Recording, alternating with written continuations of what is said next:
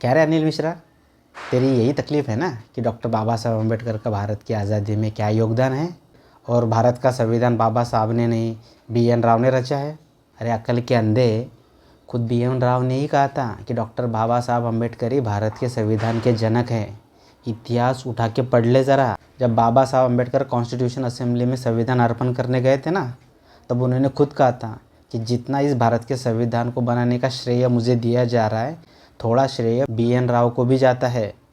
Constitution assembly के भाषण पढ़ ले ज़रा। बी.एन. राव और डॉक्टर बाबा साहब अम्बेडकर सिर्फ एक दूसरे के सहकारी नहीं थे, एक दूसरे के बड़े अच्छे दोस्त भी थे। एक टाइम जब डॉक्टर बाबा साहब अम्बेडकर रेजिग्नेशन देने वाले थे, रिज़ाइन करने वाले थे, तो खुद बी.एन. राव ने नेहरू जी को चिट्ठी लिखी थी और कहा था कि अगर बाबा साहब अम्बेडकर निकल जाते हैं तो ये बहुत बुरा होगा।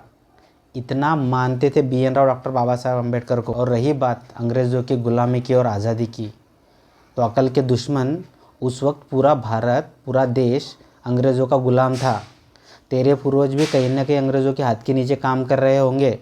और अब बात आती है अंग्रेज़ों से आज़ादी के लिए लड़ने की। तो एक बात बता, तू और तेरा परिवार एक समाज में रह रहे हैं, उस समाज के लोग जाति के नाम पर तेरे परिवार को पानी नहीं दे रहे, तेरे परिवार के साथ दुर्व्यवहार कर रहे हैं, तेरे परिवार के साथ जानवरों जैसा व्यवहार कर रहे हैं, या यूँ कहे जानवर से भी बुरा व्यवहार कर रहे हैं। तो ऐसे हालत में तो परिवार का प्रॉब्लम पहले सॉल्व करेगा कि आज़ादी की लड़ाई लड़ने के लिए जाएगा? जाहिर सी बात है, तो पहले अपने परिवार का प्रॉब्लम सॉल्व करेगा।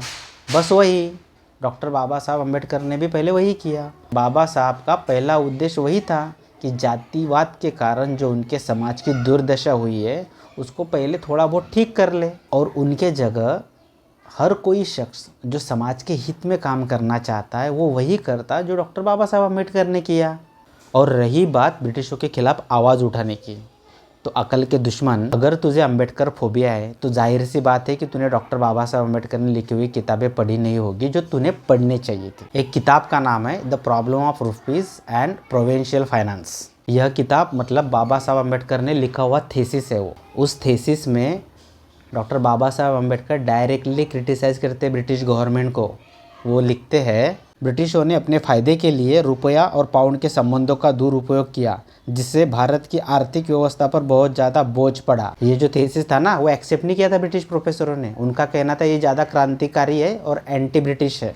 पढ़ा रहा था वो थीसिस। बहुत रिक्वेस्ट की थी उन्होंने डॉक्टर बाबा साहब अम्बेडकर को, ये सारी चीज़ें थीसिस से हटाओ। बाबा साहब अम्बेडकर ने सीधा नहीं बोल दिया था कि ये नहीं हटेगी, क्योंकि वो सच है। पढ़ ले ज़रा वो किताब। बात करता है ब्रिटिशों के खिलाफ आवाज़ नहीं उठाई बाबा साहब ने। तेरे पूर्वज जैसा थोड़ी है सारे सारे बोल के मरते दम तक पेंशन खाते रहे। अब मुंह मत खुलवा मेरा। और अब बात आती है तेरे असली प्लान की, कि ये सारी चीज़ें तू क्यों कर रहा है। तेरी सारी स्ट्रैटेजी समझने की कोशिश की तो इतना तो समझ में आ गया कि तू ये सारी चीज़ें पब्लिसिटी और करियर प्लान के लिए कर रहा है। इस डॉक्यूमेंट के मुताबिक तू कांग्रेस के साथ में है और बार एसोसिएशन का प्रेसिडेंट भी रह चुका है। इसका मतलब ये है कि तुझे राजनीति में इंटरेस्ट है, और कई बार तूने कांग्रेस के सामने हाथ भी जोड़े होंगे कि भाई मुझे टिकट दे दो, मुझे टिकट दे दो। लेकिन कांग्रेस को तू इतना कैपेबल कैंडिडेट नहीं लगा होगा, इसलिए उन्होंने तुझे टिकट नहीं दिया। फिर तूने देखा कि पूरे भारत में राहुल गांधी संविधान लेके घूम रहे हैं और पूरा कांग्रेस अम्बेडकर कर रहा है। फिर तूने सुमड़े में बीजेपी से बात की होगी कि भाई मुझे बीजेपी में ले लो, मुझे बीजेपी में सेवा करने का मौका दो, मुझे बीजेपी में आने दो। तो बड़ी सिंपल सी बात है, बीजेपी का ये रिक्रूटमेंट मॉडल है नहीं। बीजेपी कांग्रेस के उन्हीं लोगों को उठाती है जिनके फाइल में झोल है।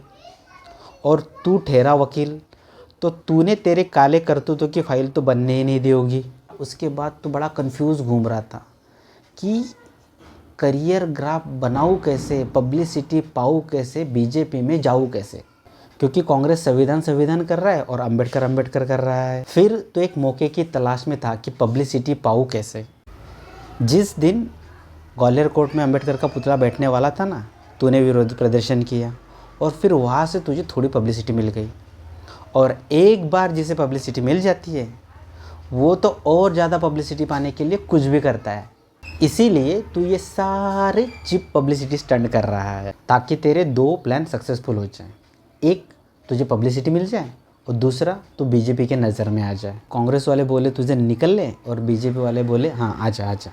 इस सारे खेल में तू ही खुद उल्टा फंस गया है, क्योंकि कल तक तूने जो कुछ भी थोड़ा बहुत नाम कमाया होगा वह अपने काम के वजह से कमाया होगा, किसी के भरोसे नहीं कमाया होगा, किसी के एहसानों पर नहीं कमाया होगा। लेकिन अब तूने जो पब्लिसिटी कमाई है, जो पब्लिसिटी पाई है, वो डॉक्टर बाबा साहब अम्बेडकर की वजह से कमाई है, डॉक्टर बाबा साहब अम्बेडकर की वजह से पाई है। तेरे अब तक के करियर के सफर पर डॉक्टर बाबा साहब अम्बेडकर का नाम लग चुका है। चाहे तो डॉक्टर बाबा साहब अम्बेडकर के खिलाफ गलत बोला, वो जो नाम और पब्लिसिटी तुझे मिली है वो डॉक्टर बाबा साहब अम्बेडकर की वजह से मिली है। पता है तूने ये जानबूझकर किया, लेकिन तेरा ही फांसा तेरे गले में उल्टा पड़ गया है। कोई भी वकील अपनी इमेज, अपनी छवि के बारे में बड़े सतर्क रहते हैं।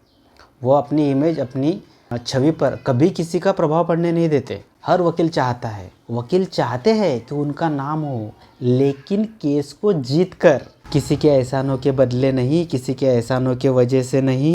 और तूने बाबा साहब का एहसान ले लिया, क्योंकि कांग्रेस में रहकर तू नेहरू के खिलाफ बोल नहीं सकता था, पब्लिसिटी तुझे मिलती नहीं थी। गांधी के खिलाफ बोल नहीं सकता था, पब्लिसिटी मिलती नहीं।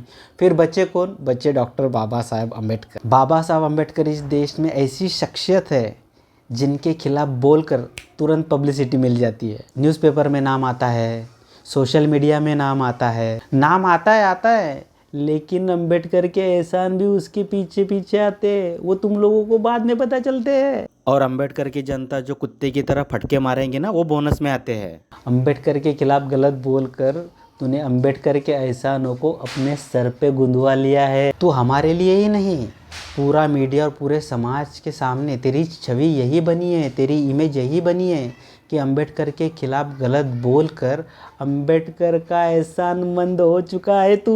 अम्बेडकर के खिलाफ गलत बोलने के बाद तो जो भी पाएगा, जो भी कमाएगा, वो बाबा साहब अम्बेडकर के एहसानों की ही देन होगी तुझे। और ये कड़वा सच तू, तेरी आत्मा, तेरा परिवार और तेरा पूरा समाज जानता है।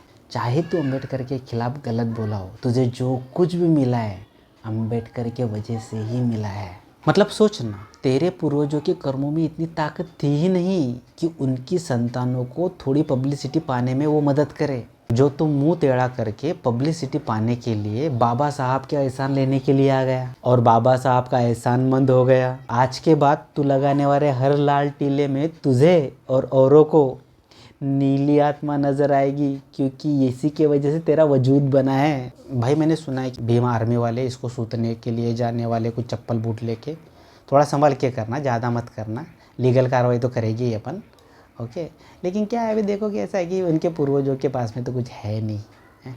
पब्लिसिटी पाने के लिए, नाम कमाने के लिए इनके पूर्वजों ने कुछ तो किया नहीं है, तो ये मुंह उठा के, मुंह टेढ़ा करके बाबा साहब के पास आ जाते हैं।